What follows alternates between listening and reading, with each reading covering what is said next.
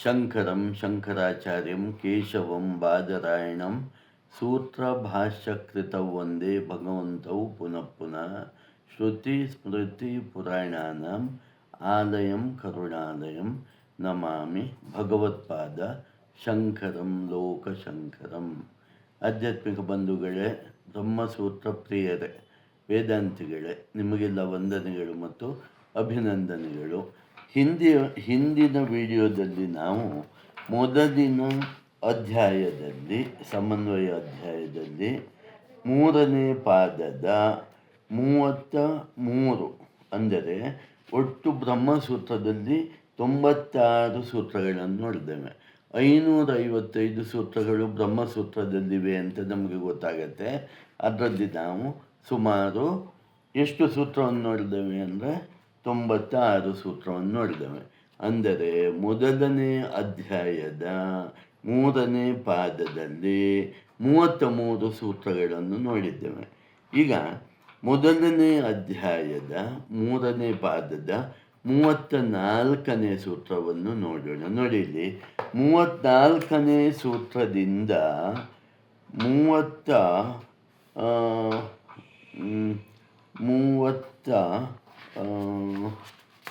38ನೇ ಸೂತ್ರದವರೆಗೆ, ಸುಮಾರು 38ನೇ ಸೂತ್ರದವರೆಗೆ ಈ ಬ್ರಹ್ಮಜ್ಞಾನಕ್ಕೆ ಯಾರು ಅಧಿಕಾರಿಗಳು, ಯಾರು ಅಧಿಕಾರಿಗಳಲ್ಲ ಅಂತ ಇಲ್ಲಿ ಹೇಳ್ತಾರೆ. ನೋಡಿ, ಬ್ರಾಹ್ಮಣ, ಕ್ಷತ್ರಿಯ, ವೈಶ್ಯ ಮತ್ತು ಶೂದ್ರ ಅಂತ 4 ವಿಭಾಗಗಳು ಇವೆ. ಈ 4 ವಿಭಾಗದಲ್ಲಿ ನಿಜವಾಗಿ ನೋಡಿದರೆ ಈ ಬ್ರಹ್ಮಜ್ಞಾನಕ್ಕೆ ಎಲ್ಲರೂ ಅರ್ಹರೇ. ಇಲ್ಲಿ ಜಾತಿ ಪ್ರಶ್ನೆ ಬರೋಲ್ಲ ಅಂತ ಈ ಸೂತ್ರಗಳು ಹೇಳುತ್ತೆ. ಆದರೆ ಇಲ್ಲಿ ಗಂಡು ಅಧಿಕಾರಿಯೇ, ಹೆಣ್ಣು ಅಧಿಕಾರಿಯೇ, ಎಲ್ಲ ಜಾತಿಯವರು ಅಧಿಕಾರಿಗಳೇ ಅಂತ ಹೇಳ್ತಾರೆ. ಆದರೆ ಇಲ್ಲಿ ನೋಡಿ, ಸೂತ್ರಗಳು ಹೀಗೆ ಬರ್ತವೆ. 3ನೇ ಪಾದದ 34ನೇ ಸೂತ್ರ, ಶುಗಸ್ಯ ತದನಾದರ ಶ್ರವಣಾತ್ರದ ದ್ರವಣಾತ್ ಸೂಚ್ಯತೆ ಹಿ ಅಂತ ಒಂದು ಸೂತ್ರ ಬರುತ್ತೆ. ಮುಂದಿನ ಸೂತ್ರ ಹೀಗೆ ಬರುತ್ತೆ, ಕ್ಷತ್ರಿಯತ್ವಗತೆ ಶ್ಚೋತ್ತರತ್ರ ಚೈತ್ರರಥೇನ ಲಿಂಗ ಅಂತಂದ 35ನೇ ಸೂತ್ರ ಬರುತ್ತೆ. 36ನೇ ಸೂತ್ರ, ಸಂಸ್ಕಾರ ಪರಾಮರ್ಶಾತ್ ತದಭಾವಾಭಿಲಾಶ್ಚ ಅಂತ 36ನೇ ಸೂತ್ರ ಬರುತ್ತೆ. 37ನೇ ಸೂತ್ರ ಬರುತ್ತೆ, ತದಭಾವ ನಿರ್ಧಾರಣೆ ಚ ಪ್ರವೃತ್ತೆ ಅಂತ. 38ನೇ ಸೂತ್ರ ಬರುತ್ತೆ, ಶ್ರವಣಾಧ್ಯಯನಾರ್ಥ ಪ್ರತಿಷೇಧ ಅಂತ. ಇಲ್ಲಿಯವರೆಗೆ ಅಂದರೆ 3ನೇ ಪಾದದ 34ನೇ ಸೂತ್ರದಿಂದ 3ನೇ ಪಾದದ 38ನೇ ಸೂತ್ರದವರೆಗೆ ಅನೇಕ ವಿಚಾರಗಳು ಬರ್ತವೆ. ಒಟ್ಟಾರೆ ಇಲ್ಲಿ ಏನು ಹೇಳ್ತಾರೆ ಅಂತ ಮಾತ್ರ ನಾವು ನೋಡೋಣ. ಅನೇಕ ವಿಚಾರದಲ್ಲೂ ಏನು ಅಂತ ನೋಡೋಣ. ಇಲ್ಲಿ ಹೇಳ್ತಾರೆ, ಮುಖ್ಯವಾಗಿ ಇಲ್ಲಿ ಹೇಳುವಂಥ ವಿಚಾರ ಏನಂದರೆ ಬ್ರಹ್ಮಜ್ಞಾನಕ್ಕೆ ಎಲ್ಲರೂ ಅರ್ಹರೇ ಅಂತ. ಆದರೆ ಇಲ್ಲಿ ಒಂದು ವಿಷಯ ಹೇಳುತ್ತೆ, ಯಾರು ಉಪನಯನ ಕರ್ಮವನ್ನು, ಸಂಸ್ಕಾರವನ್ನು ಮಾಡಿದ್ದಾರೋ ಅವರು ಮಾತ್ರ ವೇದದಲ್ಲಿ ಅಧಿಕಾರವನ್ನು ಹೊಂದುತ್ತಾರೆ. ಅಂದರೆ ವೇದ ಮುಖವಾಗಿ ನೀವು ಬ್ರಹ್ಮಜ್ಞಾನಕ್ಕೆ ಅರ್ಹರಾಗಬೇಕಾದರೆ ಉಪನಯನ ಸಂಸ್ಕಾರ ಆಗಲೇಬೇಕು ಅಂತ ಈ ಸೂತ್ರಗಳು ಹೇಳುತ್ತೆ. ಮತ್ತು ಉಪನಯನ ಸಂಸ್ಕಾರ ಇಲ್ಲದಿದ್ದವರು ಏನು ಮಾಡಬೇಕು ಅಂದರೆ ಪುರಾಣ, ಪುಣ್ಯಕಥೆಗಳು, ಸ್ಮೃತಿಗಳು, ಇದರ ಮೂಲಕ ಬ್ರಹ್ಮಜ್ಞಾನವನ್ನು ಪಡೆಯಬಹುದು ಅಂತ ಈ ಸೂತ್ರಗಳು ಸ್ಪಷ್ಟವಾಗಿ ಹೇಳುತ್ತೆ. ಇಲ್ಲಿ ಒಂದು ಶ್ಲೋಕ ಬರುತ್ತೆ, ಜನ್ಮನ ಜಾಯತೆ ಶೂದ್ರಃ ಸಂಸ್ಕಾರ ದ್ವಿಜ ಉಚ್ಯತೆ ವೇದಾಭ್ಯಾಸಾತ್ ಭವೇತ್ ವಿಪ್ರಃ ಬ್ರಹ್ಮಜ್ಞಾನಾತಿ ಬ್ರಾಹ್ಮಣಃ ಅಂದರೆ. ಇದರ ಒಟ್ಟು ಅರ್ಥ ಏನು ಅಂದರೆ, ಹುಟ್ಟಿನಿಂದ ಎಲ್ಲವರು ಶೂದ್ರರಾಗಿ ಇರ್ತಾರೆ ಅಂತ. ಜನ್ಮನ ಜಾಯತೆ ಶೂದ್ರಃ, ಹುಟ್ಟಿನಿಂದ ಎಲ್ಲವರು ಶೂದ್ರರಾಗಿ ಇರುತ್ತಾರೆ. ಹುಟ್ಟಿನಲ್ಲಿ ಬ್ರಾಹ್ಮಣ, ಕ್ಷತ್ರಿಯ, ಶೂದ್ರ ಮುಂತಾದ ಯಾವುದೇ ವ್ಯತ್ಯಾಸ ಇರೋದಿಲ್ಲ ಅಂತ ಇದರರ್ಥ. ವೇದಾಭ್ಯಾಸಾತ್ ಭವೇತ್ ವಿಪ್ರ ಸಂಸ್ಕಾರ ದ್ವಿಜ ಉಚ್ಯತೆ. ನೋಡಿ, ಜನ್ಮನ ಜಾಯತೆ ಶೂದ್ರ ಸಂಸ್ಕಾರಾತ್ ದ್ವಿಜ ಉಚ್ಯತೆ ಅಂತ ಹೇಳುತ್ತೆ. ಸಂಸ್ಕಾರ ಅಂದರೆ ಏನು? ಇಲ್ಲಿ ಉಪನಯನ ಸಂಸ್ಕಾರದಿಂದ ಆ ವ್ಯಕ್ತಿಯನ್ನು ದ್ವಿಜ ಮತ್ತೆ ಹುಟ್ಟಿದವನು ಅಂತ ಇಲ್ಲಿ ವೇದಗಳು ಮತ್ತು ಶ್ರುತಿಗಳು ಹೇಳುತ್ತವೆ. ವೇದಾಭ್ಯಾಸಾತ್ ಭವೇತ್ ವಿಪ್ರಃ ವೇದಗಳನ್ನು ಓದುವುದರಿಂದ, ವೇದವನ್ನು ಪಠಣ ಮಾಡುವುದರಿಂದ, ವೇದವನ್ನು ಪಾರಾಯಣ ಮಾಡುವುದರಿಂದ ಅವನು ವಿಪ್ರನಾಗುತ್ತಾನೆ ಅಂತ ಶ್ರುತಿಗಳು ಹೇಳುತ್ತವೆ. ಹಾಗಾಗಿ ಇಲ್ಲಿ ನೀವು ವೇದದ ಮೂಲಕ ಬ್ರಹ್ಮಜ್ಞಾನವನ್ನು ಪಡೆಯಬೇಕಾದರೆ ಯಜ್ಞೋಪವೀತ ಧಾರಣೆಯ ಸಂಸ್ಕಾರವು ಅತ್ಯಂತ ಮುಖ್ಯವಾಗಿದೆ ಅಂತ ಮುಂಡೋಕೋಪನಿಷತ್ತು ಸಹ ಹೇಳುತ್ತೆ. ಹಾಗಾಗಿ ದ್ವಿಜರಿಗೆ ಮಾತ್ರ ವೇದ ಮುಖೇನ ಬ್ರಹ್ಮವಿದ್ಯೆಯನ್ನು ಕಲಿಯುವ ಅಧಿಕಾರವಿದೆ ಅಂತ ಈ ಸೂತ್ರ ಹೇಳುತ್ತೆ. ಮತ್ತೆ ಹೇಳುತ್ತೆ ನೋಡಿ, ವೇದಾಭ್ಯಾಸಾತ್ ಭವೇದ್ ವಿಪ್ರಃ ಬ್ರಹ್ಮ ಜಾನಾತಿ ಬ್ರಾಹ್ಮಣ. ಯಾರು ಪರಬ್ರಹ್ಮ ತತ್ವವನ್ನು ಅರ್ಥ ಮಾಡಿಕೊಂಡು ಅನುಸರಿಸುತ್ತಿದ್ದಾನೋ ಅವನೇ ಬ್ರಾಹ್ಮಣ, ಅವನೇ ಬ್ರಹ್ಮಜ್ಞಾನಿ ಬ್ರಾಹ್ಮಣ. ಹಾಗಾಗಿ ಇಲ್ಲಿ ಬ್ರಹ್ಮಜ್ಞಾನಿ ಅಂದಾಗ ನೀವು ಮತ್ತೆ ಜಾತಿಯ ವಿಚಾರವನ್ನು ಇಲ್ಲಿ ತರಬಾರ್ದು. ಬ್ರಾಹ್ಮಣನೋ, ಕ್ಷತ್ರಿಯನೋ, ವೈಶ್ಯನೋ, ಶೂದ್ರನೋ ಅಂತ ಇಲ್ಲಿ ತರಬಾರ್ದು. ಅದಿಲ್ಲ ಇಲ್ಲಿ, ಆ ವಿಷಯ ಇಲ್ಲ. ಇಲ್ಲಿ ಜಾತಿಯ ವಿಷಯ ಇಲ್ಲ. ಇಲ್ಲಿ ಹೇಳೋ ವಿಷಯ ಏನು ಹೇಳಿ ಸ್ವಲ್ಪ ಸ್ಪಷ್ಟವಾಗಿ ಅರ್ಥ ಮಾಡಿಕೊಳ್ಬೇಕು. ಜನ್ಮನ ಜಾಯತೆ ಶೂದ್ರ, ಹುಟ್ಟುತ್ತಾನೆ ಎಲ್ಲರೂ ಶೂದ್ರರೇ. ಸಂಸ್ಕಾರ ದ್ವಿಜ ಉಚ್ಯತೆ, ಉಪನಯನ ಸಂಸ್ಕಾರವಾದರೆ ಅವರನ್ನು ದ್ವಿಜ ಅಂತ ಹೇಳ್ತಾರೆ. ವೇದಾಭ್ಯಾಸಾತ್ ಭವೇತ್ ವಿಪ್ರಃ, ವೇದಗಳನ್ನು ಓದಿ ಅದನ್ನು ಅರ್ಥ ಮಾಡಿ ಶ್ರವಣ ಮನನ ನಿಧಿಧ್ಯಾಸವ ಆದರೆ ಅವರನ್ನು ವಿಪ್ರ ಅಂತ ಕರೀತಾರೆ. ಬ್ರಹ್ಮಜಾನಾತಿ ಬ್ರಾಹ್ಮಣ, ಆದರೆ ಬ್ರಾಹ್ಮಣ ಅಂತ ಯಾರನ್ನು ಕರೆಯೋದು ಅಂದರೆ ಯಾರು ಪರಬ್ರಹ್ಮ ತತ್ವವನ್ನು ಅರ್ಥ ಮಾಡಿಕೊಂಡಿದ್ದಾರೋ ಅವರನ್ನೇ ಬ್ರಾಹ್ಮಣ ಅಂತ ಕರೆಯೋದು ಅಂತ ಇಲ್ಲಿ 1-2-3 ಕಥೆಗಳು ಬರ್ತವೆ. ಅದು ನಮಗಿಲ್ಲಿ ಅಷ್ಟೊಂದು ಮುಖ್ಯವಲ್ಲ. ಹಾಗಾಗಿ ನಾವು ಮುಖ್ಯವಾಗಿ ತಿಳ್ಕೊಳ್ಬೇಕಾದ ವಿಷಯ ಏನು ಅಂದರೆ, ಈಗ ಹಾಗಾದರೆ ಹೆಂಗಸರಿಗೆ ಈಗ ಉಪನಯನ ಸಂಸ್ಕಾರ ಇಲ್ಲ ಅಲ್ವಾ? ಆಮೇಲೆ ಕೆಲವರಿಗೆ ಉಪನಯನ ಸಂಸ್ಕಾರ ಇಲ್ಲ ಅಲ್ವಾ? ಹಾಗಾದರೆ ಅವರು ಬ್ರಹ್ಮಜ್ಞಾನವನ್ನು ತಿಳಿದುಕೊಳ್ಳಲು ಸಾಧ್ಯವಿಲ್ವೋ ಅಂದರೆ 38ನೇ ಶ್ಲೋಕ ಸೂತ್ರ ಹೇಳುತ್ತೆ. ಶ್ರವಣಾಧ್ಯಯನಾರ್ಥ ಪ್ರತಿಷೇಧಾತ್ ಸ್ಮೃತಿಶ್ಚ.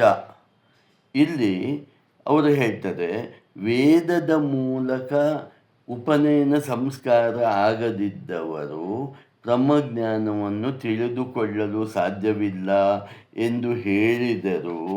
ಅವರು ಮಹಾಭಾರತ, ರಾಮಾಯಣ, ಪುರಾಣಗಳ ಶ್ರವಣ ಮನನ ನಿಧಿಧ್ಯಾಸನ ಇವುಗಳಿಂದ ಬ್ರಹ್ಮಜ್ಞಾನವನ್ನು ತಿಳಿದುಕೊಳ್ಳಬಹುದು. ಯಾಕೆಂದರೆ ಬ್ರಹ್ಮಜ್ಞಾನಕ್ಕೆ ಎಲ್ಲವರಿಗೂ ಅಧಿಕಾರವಿದೆ ಅಂತ ಹೇಳ್ತಾರೆ. ಮತ್ತು ಇನ್ನೊಂದು ವಿಷಯ ಹೇಳ್ತಾರೆ, ನೀವು ಬ್ರಹ್ಮಜ್ಞಾನ ಅಂದರೆ ಜ್ಞಾನಯೋಗದ ಮೂಲಕ ಮುಕ್ತಿಯನ್ನು ಪಡೆಯೋದು, ಭಕ್ತಿಯೋಗದ ಮೂಲಕವೂ ಅಂತಿಮ ಸತ್ಯವಾದ ಮುಕ್ತಿಯನ್ನು ಪಡೆಯಲು ಸಾಧ್ಯವಿದೆ. ಹಾಗಾಗಿ ಅವರು ಯಾರಿಗೆ ಉಪನಯನ ಸಂಸ್ಕಾರ ಆಗಲು ಸಾಧ್ಯವಿಲ್ಲವೋ, ಹೆಂಗಸರು ಮುಂತಾದವರನ್ನ, ಅವರು ಮಹಾಭಾರತ, ರಾಮಾಯಣ, ಸ್ಮೃತಿ ಗ್ರಂಥಗಳನ್ನು ಓದುವ ಮೂಲಕ, ಶ್ರವಣ ಮನನ ನಿಧಿಧ್ಯಾಸನ ಮಾಡುವ ಮೂಲಕ ಅಥವಾ ಭಕ್ತಿಯೋಗದ ಮೂಲಕ ಅಂತಿಮ ಸತ್ಯವನ್ನು ಅಂದರೆ ಬ್ರಹ್ಮಜ್ಞಾನವನ್ನು ಪಡೆಯಬಹುದು ಅಂತ ಇಲ್ಲಿ ಅತಿ ಸ್ಪಷ್ಟವಾಗಿ ಹೇಳ್ತದೆ. ಇಲ್ಲಿ ಹೇಳುವಂಥ ವಿಷಯ ಏನು ಅಂದರೆ, ಶ್ರುತಿ ಸ್ಮೃತಿಗಳ ಮೂಲಕ ಬ್ರಹ್ಮಜ್ಞಾನವನ್ನು ಪಡೆಯಬೇಕಾದರೆ ಅವನಿಗೆ ಉಪನಯನ ಸಂಸ್ಕಾರವಾಗಿರಬೇಕು ಅಂತ ಹೇಳ್ತಾರೆ. ಉಳಿದವರಿಗೆ ಬ್ರಹ್ಮಜ್ಞಾನ ಪಡೆಯುವ ಅಧಿಕಾರ ಇಲ್ಲ ಅಂತ ಹೇಳ್ತಾ ಇಲ್ಲ, ಬೇರೆ ದಾರಿಯಲ್ಲಿ ಪಡೆಯಬೇಕು ಅಂತ ಹೇಳ್ತಾರೆ. ಯಾವುದು ಮಹಾಭಾರತ, ರಾಮಾಯಣ ಮುಂತಾದವುಗಳ ಶ್ರವಣ ಮನನ ನಿಧಿಧ್ಯಾಸನ ಮಾಡುವ ಮೂಲಕ, ಭಕ್ತಿಯೋಗದ ಮೂಲಕ ಬ್ರಹ್ಮಜ್ಞಾನವನ್ನು ಪಡೆಯಬಹುದು ಅಂತ 38ನೇ ಸೂತ್ರದವರೆಗೆ ನಮಗೆ ಅದು ಗೊತ್ತಾಗತ್ತೆ. ಇಲ್ಲಿ ಕೊನೆಗೆ ಒಂದು ಪ್ರಶ್ನೆ ಬರುತ್ತೆ. ಏನಿದು ಪ್ರಶ್ನೆ? ಅಂಗುಷ್ಟ ಮಾತ್ರ ಪುರುಷನು ಪರಮಾತ್ಮನೇ, ಬೇರೆ ಏನೂ ಅಲ್ಲ ಎಂದು ತಿಳಿದುಕೊಳ್ಳುವುದು ಎಂಬುದಕ್ಕೆ ಮುಂದಿನ ಸೂತ್ರ ಬರ್ತದೆ. ಈಗ ಏನು ಹೇಳ್ತದೆ? ನಾವು ಇವರೆಗೆ ಏನು ಹೇಳಿದೆವು? ಭಗವಂತನು ಅಂಗುಷ್ಟ ಮಾತ್ರನಾಗಿ ಹೃದಯದಲ್ಲಿ ನೆಲೆಸಿದ್ದಾನೆ. ಹಾಗಾಗಿ ಆ ಪರಮಾತ್ಮನನ್ನೇ ನಾವು ಏನು ಮಾಡಬೇಕು? ಅನುಭವಯುತವಾಗಿ ಅರಿತುಕೊಂಡು ನಾವು ಬ್ರಹ್ಮಜ್ಞಾನಿಗಳಾಗಬೇಕು ಅಂತ ವಿಷಯ. ಈಗ 3ನೇ ಪಾದದ ಅಂದರೆ 1ನೇ ಅಧ್ಯಾಯದ 3ನೇ ಪಾದದ 39ನೇ ಸೂತ್ರ ಹೇಳುತ್ತೆ ಕಂಪನಾತ್ ಅಂತ. ಏನು? ಈ ಅಂಗುಷ್ಟ ಮಾತ್ರ ಪುರುಷನಿಂದ ಇಡೀ ಜಗತ್ತು ನಡುಗುತ್ತಿದೆ, ಹೇಗೆ ನಿಮ್ಗೆ ಅನುಭವ ಆಗತ್ತೆ ಅಂತ. ನಿಮ್ಗೆ ಅಂಗುಷ್ಟ ಮಾತ್ರನಾದ ಪುರುಷ ಹೃದಯದಲ್ಲಿ ಇರುವ ಅನುಭವ ಹೇಗಾಗತ್ತೆ? ಅವನು ಏನು ಮಾಡ್ತಾನೆ ಆ ಭಗವಂತ ಅಂದರೆ ಈ ಸೂತ್ರ ಹೇಳುತ್ತೆ, ಈ ಅಂಗುಷ್ಟ ಮಾತ್ರ ಪುರುಷನಿಂದಲೇ ಇಡೀ ಜಗತ್ತು ನಡೆಯುತ್ತಾ ಇದೆ.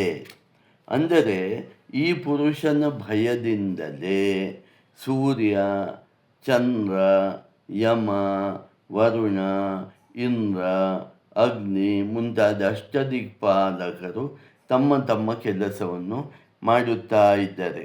ಹಾಗಾಗಿ ಅಂಗುಷ್ಟ ಮಾತ್ರ ಪುರುಷನೆಂದರೆ ಪರಬ್ರಹ್ಮ ಪರಮಾತ್ಮನೇ ಅಂತ ನಾವು ಅರ್ಥ ಮಾಡಿಕೊಳ್ಬೇಕು ಅಂತ ಈ ಸೂತ್ರ ಹೇಳುತ್ತೆ. ಮುಂದೆ ಬರುವ ವಿಚಾರ ಅತ್ಯಂತ ಒಳ್ಳೆಯ ವಿಚಾರ. ದಹರಾಕಾಶದ ಬಗ್ಗೆ ಸ್ಪಷ್ಟನೆ ಮುಂದಿನ ಸೂತ್ರ ಕೊಡುತ್ತೆ.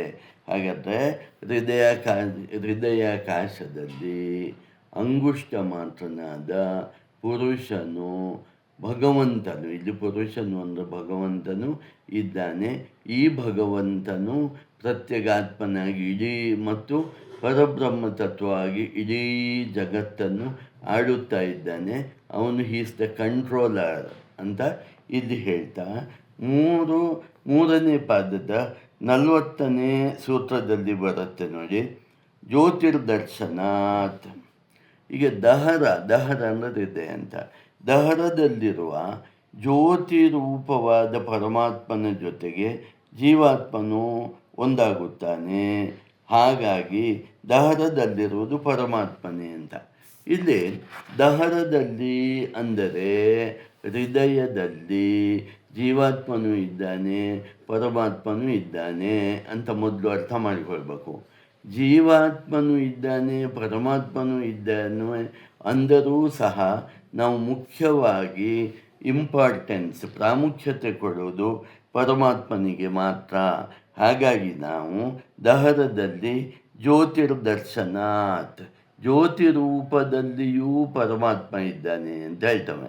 ಇಲ್ಲಿ ಜ್ಯೋತಿ ಅಂದರೆ ಇಲ್ಲಿ ಏನು ಹೊಗೆ ಇಲ್ಲದ, ಧೂಮವಿಲ್ಲದ ಜ್ಯೋತಿ ಅಂತ ಅಂದ್ಕೊಳ್ತೇವೆ.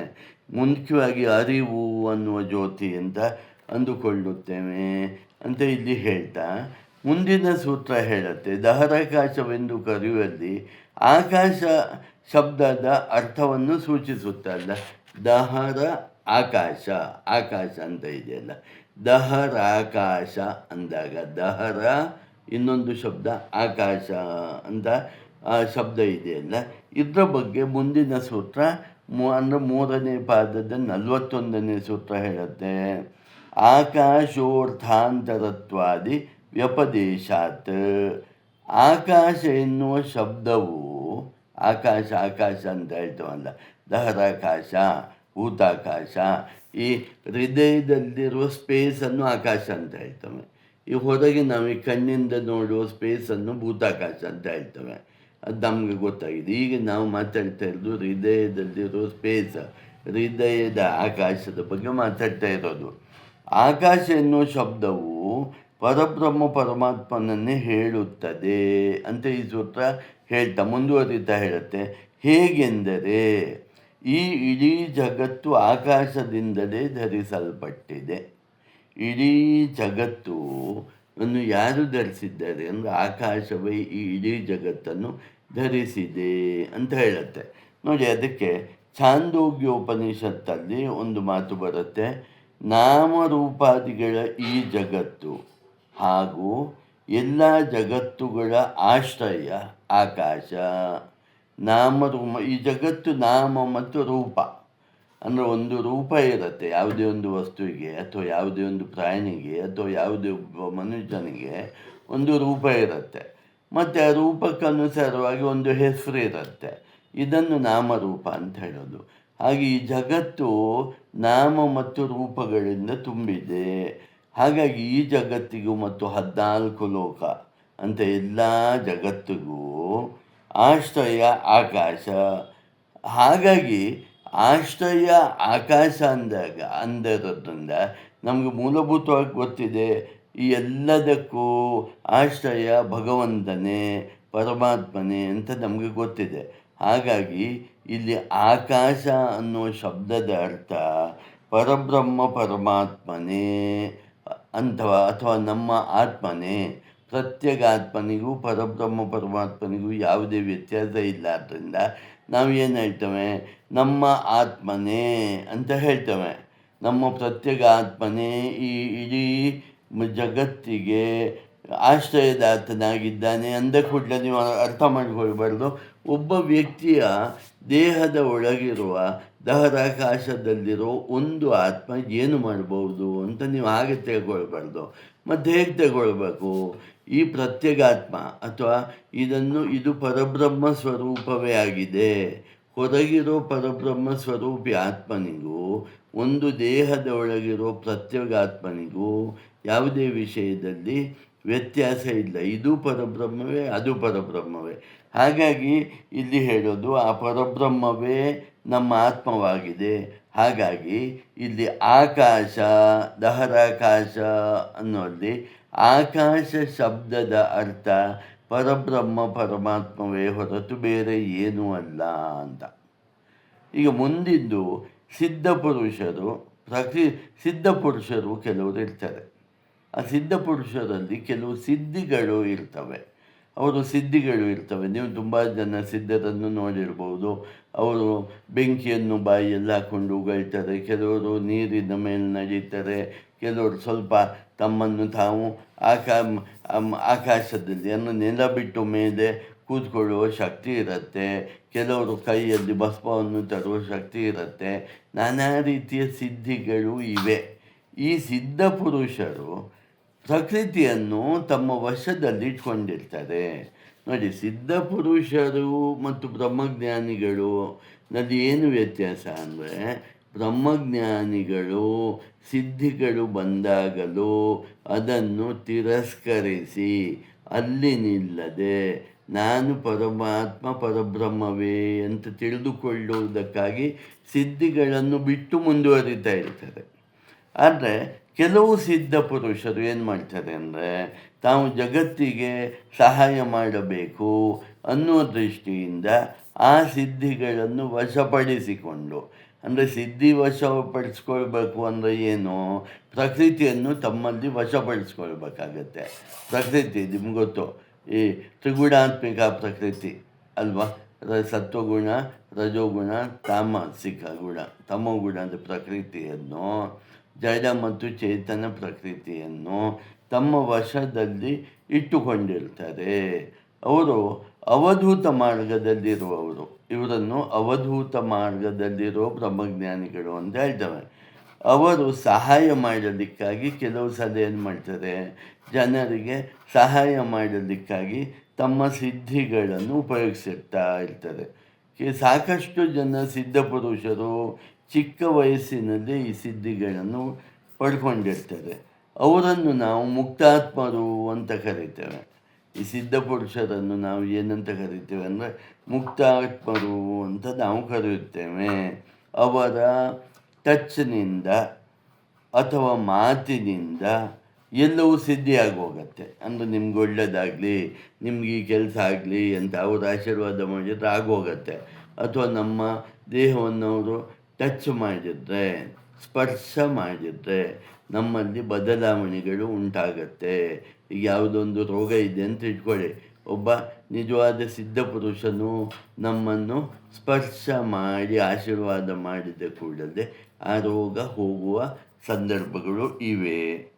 ಹಾಗಾದರೆ ನಾವು ಆಕಾಶ ಅನ್ನುವ ಶಬ್ದ ಮುಕ್ತಾತ್ಮರ ಬಗ್ಗೆ ಹೇಳುತ್ತದೆ ಎಂದು ಯಾಕೆ ತಿಳಿದುಕೊಳ್ಬಾರ್ದು ಅಂತ ಪ್ರಶ್ನೆ.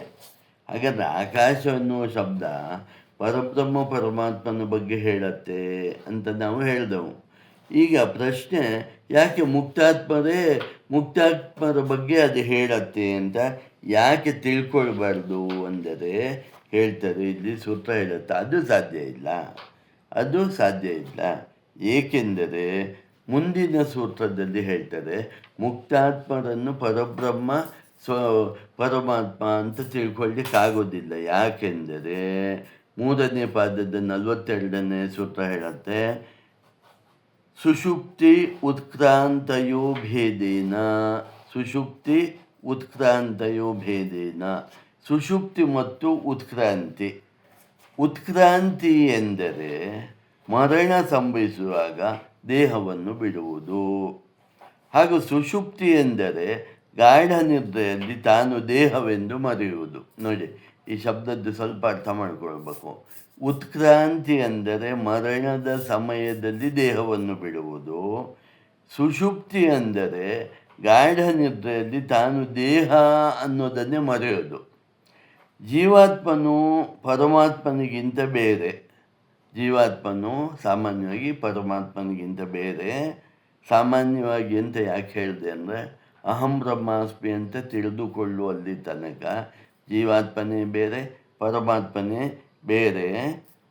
ಸುಷುಪ್ತಿಯಲ್ಲಿ ಬೇರೆ ಬೇರೆ, ಉತ್ಕ್ರಾಂತಿ ಸ್ಥಿತಿಯಲ್ಲಿ ನೋಡಿ, ಸುಷುಪ್ತಿಯಲ್ಲಿ ಬೇರೆ, ಉತ್ಕ್ರಾಂತಿ ಸ್ಥಿತಿಯಲ್ಲಿ ಬೇರೆ.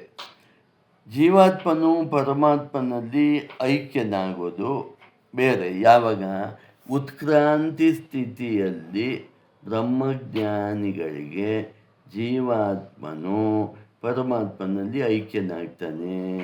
ಆದರೆ ಸುಷುಪ್ತಿಯಲ್ಲಿ ಹಾಗಾಗೋದಿಲ್ಲ. ಸುಷುಪ್ತಿಯಲ್ಲಿ ಅಜ್ಞಾನ ಇರುತ್ತೆ. ನಾವು ಪರಬ್ರಹ್ಮವನ್ನು ಪ್ರತಿದಿನವೂ ಹೋಗಿ ಸೇರುತ್ತಾ ಇದ್ದೇವೆ ಅನ್ನುವ ಜ್ಞಾನ ಇರೋದಿಲ್ಲ, ಅಜ್ಞಾನ ಇರುತ್ತೆ. ಆದುದರಿಂದ ಆಕಾಶ ಎನ್ನುವ ಶಬ್ದವು ಪರಬ್ರಹ್ಮ ಪರಮಾತ್ಮನನ್ನೇ ಹೇಳುತ್ತದೆ ವಿನಃ ಜೀವಾತ್ಮನನ್ನಾಗಲಿ, ಪ್ರಕೃತಿಯನ್ನಾಗಲಿ, ಭೂತಾಕಾಶವನ್ನಾಗಲಿ, ಮುಕ್ತಾತ್ಮರನ್ನಾಗಲಿ ಅದು ಹೇಳುವುದಿಲ್ಲ ಅಂತ ಇಲ್ಲಿ ಈ ಸೂತ್ರ ಸ್ಪಷ್ಟಪಡಿಸ್ತಾ ಇದೆ. ಇದು ಅಂದರೆ ಈ ಒಂದು ಮೊದಲನೇ ಅಧ್ಯಾಯದಲ್ಲಿ ನಾವು ಎಲ್ಲವನ್ನೂ ತಂದು ಪರಬ್ರಹ್ಮ ಪರಮಾತ್ಮನಿಗೆ ಸಮನ್ವಯಗೊಳಿಸ್ತಾ ಇದ್ದೇವೆ.